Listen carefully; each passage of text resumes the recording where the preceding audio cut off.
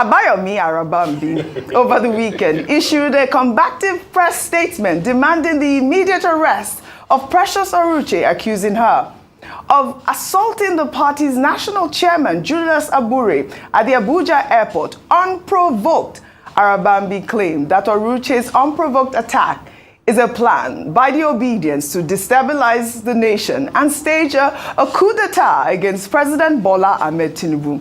He also called on the Inspector General of Police to arrest Dr. Tanko Yunusa for treason and place Peter Obi on a national security watch list. Additionally, he suggested that Oruche's husband should seek a refund of her bride price due to what he described as her loose morals and enslaved life as a political instrument.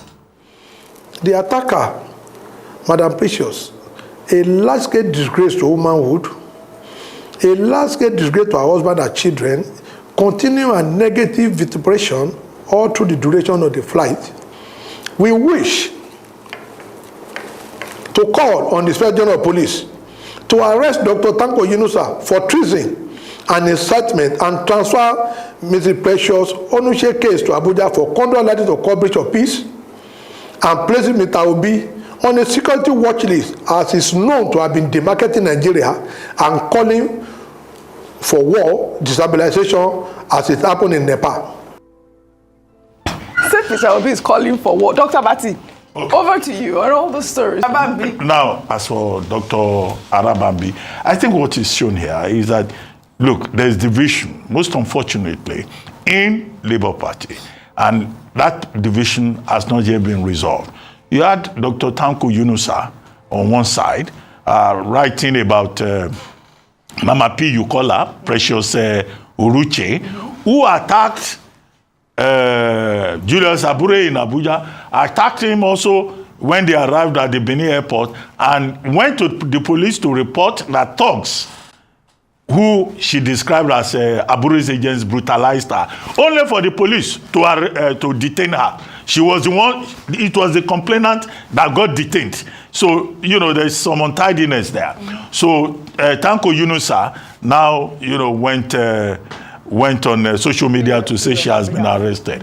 Then Abayomi Arabambi issued a statement yesterday saying Mr. Peter Obi should be arrested for treason. Yunusa Tanko should also be arrested.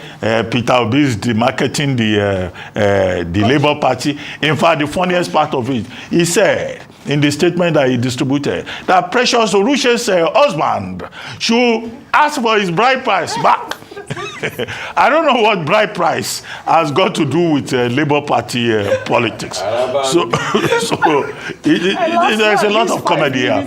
But it's most unfortunate that a party that emerged ahead of the 2023 election as a platform for Mr. Peter Obi and that galvanized a lot of young people to ask for change, to ask for progress in Nigeria, has now been reduced to the level of, oh, who is in charge, who is managing what money, and that confusion, I think, is what is most disturbing. However, Mr. Peter Obi himself looks like he's moving away from Labour Party. He's going to the ADC or another platform whatsoever, but that a party that once represented a platform of hope has now been reduced to this level by the gladiators within the party. And we don't even know who the spokesmen are. There's one spokesman on this side, there's another. And Mr. or Doctor, everybody is a doctor in Nigeria now. You know, Abayomi Arabambi, you know, he's so energetic in trying to fight the other party. I think that, you know, all these gladiators in Labour Party, for the sake of the platform itself, should find a way, you know, of making peace and coming together. Because when you look at the bottom of it, it's always about money.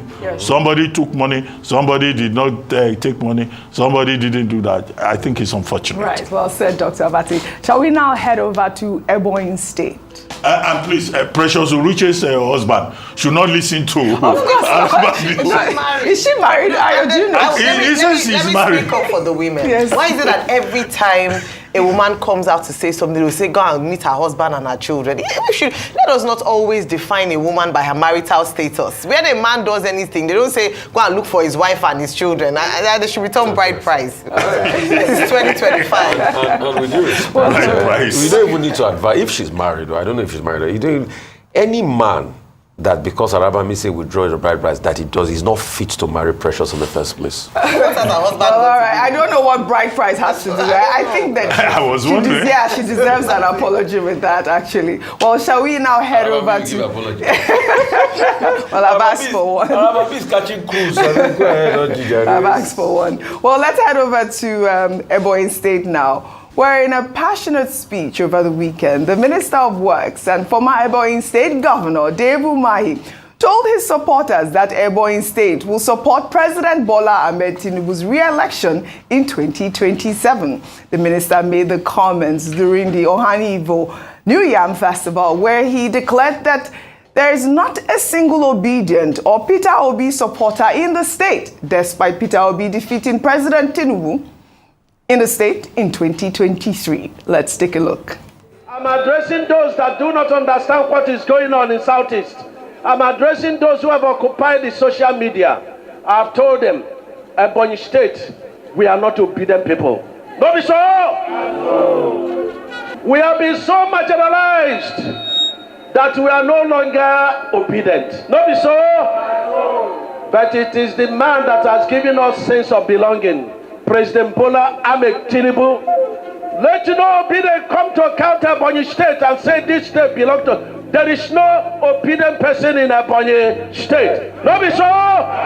Anybody who say Tinubu no go run again, Holy Ghost. What we have is to return the good things that the President Bola Ahmed Tinubu has done for Southeast and for Ebonyi State when the time comes. No be so. We will not be deceived again, because the last election was a mistake, but we have come to be wiser. No be so. Tinubu, Tinubu, Tinubu Kaigesu, on the JJ on an Tinubu Kaigesu, Francis, Tinubu, Tinubu Kaigesu.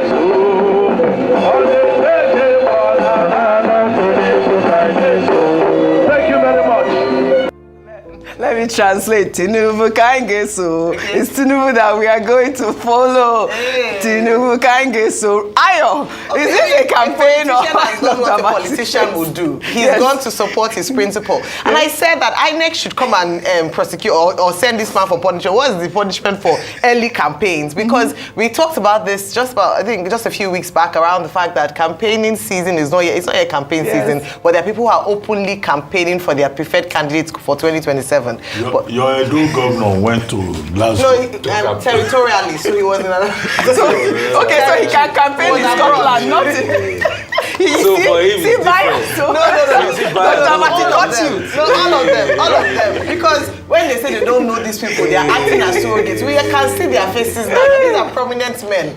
But he's gone out to say that, and I think, like we often always say that, it's the people that will determine who they want to vote. I think it's an inaccurate and false statement to say that there are no obedience in Ebonyi State. It's not empirically correct to say that. Where is fact? I mean, he's speaking, like I said, like a politician. He's going to campaign for his principle, but I do think that we need to clamp down on this campaign, this flagrant abuse of our electoral laws. We just flout the laws. Nobody cares. Nobody does anything. It's just there, just as a guide or for decoration. When our own politicians, a former governor in his own right is a current minister is flouting the law. You know what shocks me is the fact that he's busy in Ebonyi. Bini Warri Road is very bad. He's been in a deplorable.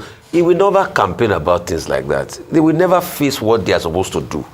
It is campaigning for election and doing all sorts. Now you are saying there's no obedience. But is it not, if at first, it's not even a shame on Umahi that they beat you in your state as a serving governor. You were in a certain political party. You couldn't deliver your man. They beat you blue-black in your states. All right. Then you're not coming to say that obedience have nobody in the state. But they beat you in your state. So you should go and face the roads. There are many roads that are left undone in the country. Right. Well, Benin Wari Road, deplorable condition.